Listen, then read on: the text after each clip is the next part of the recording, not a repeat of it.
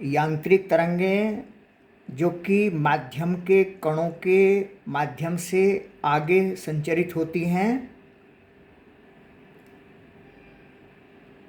एक समान चाल से चलती हैं किसी भी माध्यम में। माध्यम के कण अपने स्थान पर बने हुए सरल आवर्त गति करते रहते हैं। जो अनुप्रस्थ तरंग होती है उसमें माध्यम के कण तरंग के चलने की दिशा के लंबवत कंपन करते हैं, और जो अनुदैर्ध्य तरंगें होती हैं उसमें माध्यम के कण तरंग के चलने की दिशा के समांतर कंपन करते हैं। दूसरी तरंगें होती हैं जिन्हें हम वैद्युत चुंबकीय तरंगें कहते हैं। इसमें वैद्युत क्षेत्र E होता है, चुंबकीय क्षेत्र B होता है। ये नेक्स्ट सेशन में 12th में आप लोग पढ़ेंगे। ये दोनों वैद्युत क्षेत्र और चुंबकीय क्षेत्र एक दूसरे के परपेंडिकुलर होते हैं, और इन्हीं के लंबवत वैद्युत चुंबकीय तरंगें संचरित होती हैं। माध्यम के कणों की इसमें आवश्यकता नहीं होती है, अनिवार्य आवश्यकता नहीं होती है। कुछ माध्यमों में ये संचरित भी होती हैं, कुछ अपारदर्शी माध्यम भी होते हैं।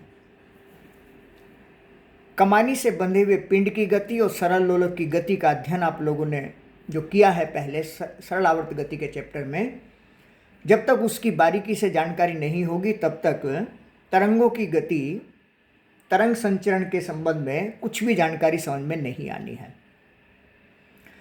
अनुप्रस्थ तरंगें विस्तृत माध्यम में जो चाल होती है सामान्य √B + 4/3 ईटा अपॉन D होती है।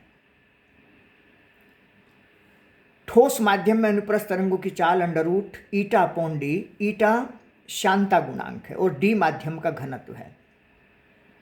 मुख्य रूप से ऐसा समझिए कि किसी भी माध्यम में तरंग की चाल प्रत्यास्थता गुणांक E पर निर्भर करती है और माध्यम के घनत्व D पर निर्भर करती है।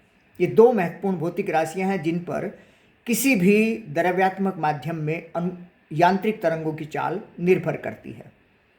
ये फॉर्मूले प्रैक्टिकली फॉर्मूले हैं, यानी किसी फॉर्मूले से नहीं निकाले गए हैं, प्रैक्टिकली देखा गया करके, और उस हिसाब से ये सब चीज़ें आई हैं। किसी तने हुए तार में अनुप्रस्थ तरंग की चाल, जैसे कि स्वरमापी का प्रैक्टिकल किया था, दो सेतु तने हुए हैं इस तरीके से, और उनके बीच का तार इस तरीके से कंपन कर रहा था। अगर यहाँ तनाव T, W वेट लटकाया गया हो, M द्रव्यमान हो तो वेट M × G हो जाता है। T तनाव हो तो इसमें अनुप्रस्थ तरंग की चाल V = √T अपॉन M होती है। M तार की एकांक लंबाई का द्रव्यमान है।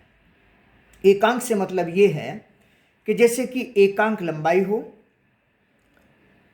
और ये R त्रिज्या मान लीजिए है, इसका घनत्व D हो, इसका आयतन हो जाएगा πr²D, और एकांक लंबाई यानी जो क्षेत्रफल है वो πr² हो गया, लंबाई एकांक हो गई तो πr², इसका एक तरह से पूरे का आयतन हो गया। आयतन गुणा घनत्व द्रव्यमान होता है। तो अनुप्रस्थ तरंग की चाल तने हुए तार में √T upon M, √W upon πr²D, और ये हो जाएगा हमारा √mg, अगर M द्रव्यमान लटकाया गया हो, πr²D, यहाँ M द्रव्यमान लटकाया गया हो। ये स्वरमापी का प्रैक्टिकल भी किया गया था।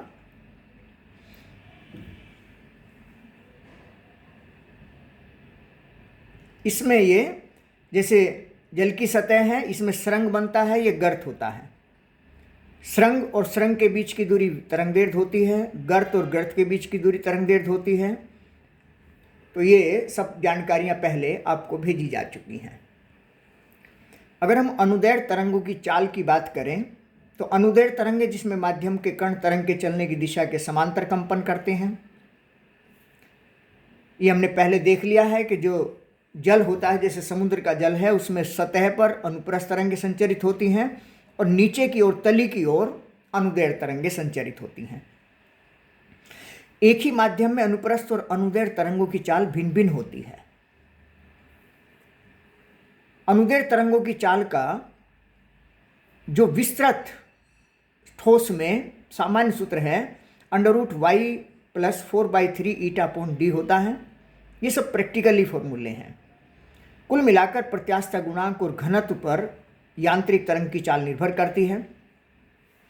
v बराबर √E/d, √y/d कहिए, यंग प्रत्यास्थता गुणांक ठोस में, √b/d एक तरह से ये दरों में हो गया। गैसीय माध्यम में न्यूटन के अनुसार जब यांत्रिक तरंग संचरित होती हैं तो ताप एक सा बना रहता है, क्योंकि अनुदैर्घ्य तरंगों में संपीड़न होता है और विरलन होता है।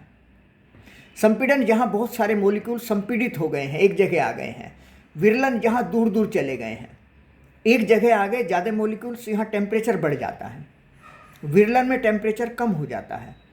तो न्यूटन ने माना कि ताप एक समान बना रहता है, और एक समान ताप का मतलब आयतन प्रत्यास्थता गुणांक वो समतापी वाला लिया जाएगा जो कि प्रारंभिक दाब के बराबर होता है।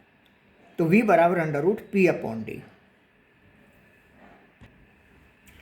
लाप्लास एक वैज्ञानिक हुए हैं जिन्होंने न्यूटन के सूत्र में थोड़ा संशोधन किया था। उन्होंने महत्वपूर्ण बात यह देखी कि संपीड़न और विरलन एकांतर क्रम में शीघ्रता से बनने के कारण ऊष्मा का आदान प्रदान नहीं हो पाता, क्योंकि गैस ऊष्मा की कुचालक होती है। जब संपीड़न विरलन बनेंगे, संपीड़न के स्थान पर ज़्यादा मॉलिक्यूल्स आएंगे, विरलन के स्थान पर कम मॉलिक्यूल्स होंगे। जैसे स्प्रिंग में कहीं लूप ज़्यादा हो जाते हैं, कहीं लूप कम हो जाते हैं। तो जहाँ लूप ज़्यादा होंगे एक तरह से वहाँ घनत्व ज़्यादा हो गया, तो संपीड़न के स्थान पर दाब भी ज़्यादा होता है, घनत्व भी ज़्यादा होता है, ताप भी ज़्यादा होता है।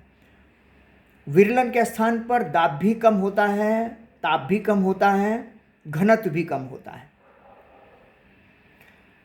तो इस आधार पर जो गैसीय माध्यम है उसमें ऊष्मा का संचरण नहीं हो पाता, क्योंकि कुचालक है।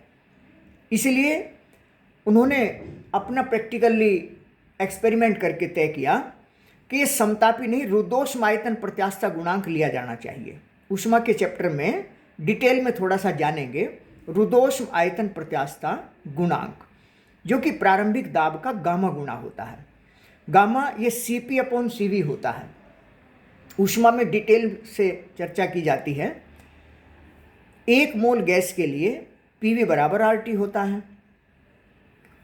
PV मतलब आयतन द्रव्यमान बटे घनत्व होता है। तो यहाँ से P/d, m इधर चला जाएगा, RT/m, यानी P/d की जगह RT/m लिखा जा सकता है। तो गैसीय माध्यम में अनुदैर्घ्य तरंग की चाल का फॉर्मूला गामा P/d या P/d की जगह RT/m, तो v बराबर √γ RT/m हो गया। किसी एक गैस के लिए R कांस्टेंट है, m कांस्टेंट है, गामा कांस्टेंट है, तो v समानुपाती √T होता है। इसकी चर्चा और आगे डिटेल में भी की जाएगी। तो अभी ये प्रैक्टिकली फॉर्मूले इन सब को अच्छी तरीके से तैयार कर लेंगे।